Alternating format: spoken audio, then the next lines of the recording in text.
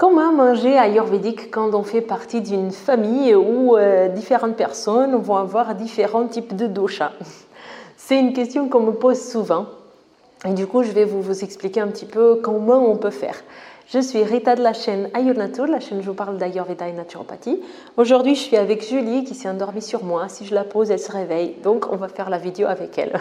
C'est pas que je fais la promotion du porte-bébé, c'est que voilà, ça c'est notre quotidien. On est collés 24 heures. Un peu moins que 24 heures, mais presque. Donc, qu'est-ce qu'on va faire quand on veut manger ayurvédique et que on a un mari qui va être pitta, une maman qui va être kapha, que les enfants ils sont vata, etc. Donc, ces questions-là, elles reviennent souvent. Et donc, je vais commencer par vous dire quelque chose que vous n'avez pas envie d'entendre, c'est qu'on s'en fiche. C'est que du coup, si cette question-là vient, c'est que la compréhension de qu'est-ce que c'est l'Ayurveda, elle est erronée. Parce que si cette question-là vient, c'est parce qu'on a compris que l'Ayurveda nous proposait un système où on découvrait quel était notre dosha de base, notre constitution, et que du coup, avec ce dosha, on suit des chartes alimentaires et qu'il faut manger tel aliment pour telle personne, tel aliment pour telle personne, tel aliment pour telle personne. Et ça, les amis, c'est faux. C'est pas marqué dans les textes ayurvédiques, c'est pas comme ça que ça marche. Les doshas, c'est pas notre constitution. Les doshas, ce sont des principes physiologiques du corps. Ils vont être aussi présents dans notre constitution, mais ils ne sont pas que ça. Et on n'a pas besoin de cuisiner 3 plats différents s'il y a 3 personnes qui ont 3 constitutions différentes. Ouf, ça c'est la bonne nouvelle. Donc comment on va faire? Parce qu'il y a quand même quelque chose de vérité dans ces chartes alimentaires. Donc on va utiliser le principe de base qui est décrit dans les textes, c'est l'écoute. Écoutez le corps. Donc qu'est-ce que vous avez besoin?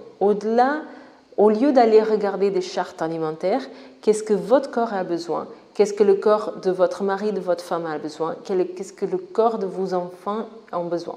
Les enfants, selon les âges, il va falloir les aider un peu. Ça, c'est un principe qui marche bien si on est équilibré. Parce que les textes ils vont nous expliquer que quand on est dans une santé équilibrée, on va être naturellement attiré par les choses qui nous font du bien. Donc en général, si on a trop chaud, on va être attiré par des aliments qui vont être refroidissants, par exemple.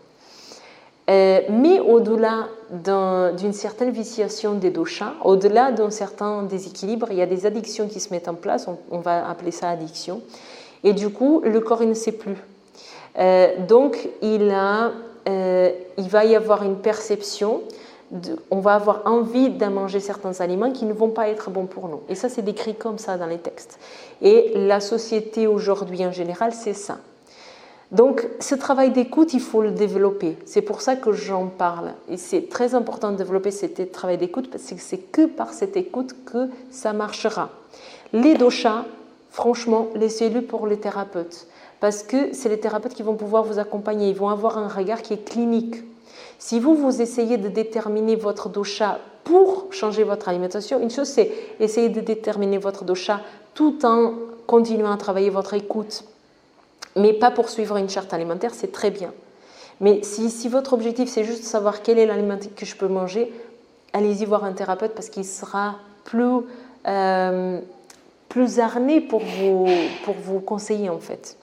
Ça ne marchera pas les chartes alimentaires. Ça peut au contraire vous déséquilibrer encore plus la santé. Donc une fois qu'on est dans ce travail d'écoute, qu'on a l'impression que tel aliment nous fait du bien, l'écoute, elle ne s'arrête pas au moment j'ai envie d'eux ou j'ai pas envie d'eux.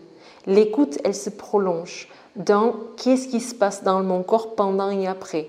Est-ce que je mange en conscience ou pas? Et admettons que par exemple, j'ai envie d'aubergine. L'aubergine, c'est un bon exemple pour moi, par exemple. J'ai envie d'aubergine. De temps en temps, j'achète des aubergines. Je cuisine l'aubergine. Moi, Rita, je mange l'aubergine. Je ne la digère pas, l'aubergine. Ma langue, elle est toute coupée, ça aggrave fortement mon vata. Est-ce que c'est décrit que l'aubergine, elle aggrave le vata? On s'en fiche, elle n'est pas bonne pour moi. Si je m'écoute, si j'observe ce qui se passe dans mon corps, elle n'est pas bonne pour moi. Peu importe ce que soit marqué dans une charte alimentaire, l'aubergine n'est pas bonne pour moi. Est-ce que c'est parce que le dosha, il était aggravé par la saison, par le machin? C'est très complexe, les amis. L'Ayurveda, c'est une science qui est complexe. Donc, si soit vous décidez de rentrer dans la voie de la complexité et étudier profondément l'Ayurveda, et vous allez être encore encore plus perdu dans un premier temps, soit vous essayez d'écouter votre corps. Et donc, ce travail d'écoute, il ne faut jamais le perdre. Okay? Donc, c'est la chose la plus importante. Elle n'est pas évidente, surtout parce que, comme je vous disais, quand on est déjà déséquilibré, on va avoir tendance à vouloir des choses qui nous font du mal. Donc, le travail d'écoute, c'est une chose de base qui doit rester et qu'on doit retravailler. Maintenant, en sachant ça, les chartes, elles nous aident. Oui, je suis d'accord avec vous, les chartes, elles peuvent aider. Il ne faut pas prendre n'importe quelle charte, il faut peut-être voir des ouvrages où on ne va pas limiter. En fait, ce que je vous déconseille fortement, c'est d'enlever n'importe quel aliment de votre diète juste parce que c'est dans une charte alimentaire dit que ça augmente tel dosha. Parce que peut-être même vous vous trompez sur quel dosha qui est aggravé. Et peut-être que dans une saison, vous avez un dosha qui est aggravé, dans une autre saison, vous avez un autre. Donc gardez toujours ce travail d'écoute, n'écartez aucun aliment. Et si vous faites que déjà ça, vous commencez à rentrer dans un rythme qui est beaucoup plus ayurvédique que les chartes alimentaires ayurvédiques, okay, qui est plus proche de la vision de l'Ayurveda. Donc une fois qu'on sait ça, admettons qu'il y a un élément de votre famille qui est comme moi, qui ne supporte pas l'aubergine, enfin qui digère mal l'aubergine. Les autres, ils aiment bien l'aubergine, donc on va peut-être acheter une aubergine de temps en temps et on va cuisiner l'aubergine. Mais à l'aubergine, vous n'allez pas la cuisiner que l'aubergine, vous allez mettre, je ne sais pas, d'autres légumes, vous allez peut-être mettre une céréale, un riz, peut-être une protéine végétale, animale. Et donc, quand vous vous servez dans votre assiette, si vous savez que vous digérez mal l'aubergine, peut-être que vous ne vous servez pas d'aubergine, ou peut-être que vous vous servez d'une toute petite quantité d'aubergine. Pour les épices, si vous savez qu'il y a des épices qui ne sont pas supportées par un de vos membres des familles, vous ne les mettez pas. Et vous les ajoutez après dans l'assiette. Okay? On n'a pas un besoin fondamental de cuisiner 3 plats différents si on a 3 constitutions différentes. Mais on va cuisiner un plat et dans les portions qu'on va se servir, on va voir qu'est-ce qui correspond le plus. Donc admettons qu'on a une personne qui a une tendance un peu plus pitta. Une personne qui a une tendance un peu plus pitta, elle a besoin de manger consistant. Elle a besoin d'éviter tout ce qui est trop fermenté, ce qui est trop chaud. Donc cette personne, peut-être, elle ne va pas faire le classique français qui est de manger le fromage à la fin du repas. Enfin, c'est peut-être pas bon pour personne, mais pour la personne qui est de type pitta, ça aggrave encore plus. Donc c'est dans ces petites nuances-là. Donc pas besoin de cuisiner différent, mais de cuisiner et de manger et de choisir ses aliments en conscience. Donc oui, ça donne du travail, mais ça porte aussi ses fruits. Parce que c'est juste que si vous allez suivre une charte alimentaire, c'est rigolo, c'est ludique, mais ça ne change rien.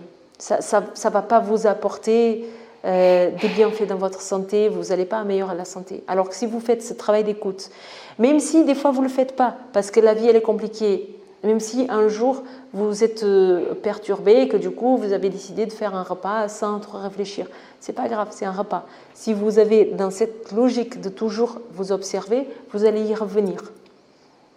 Voilà ce que je pouvais vous dire sur ça. C'est une question qui revient fréquemment.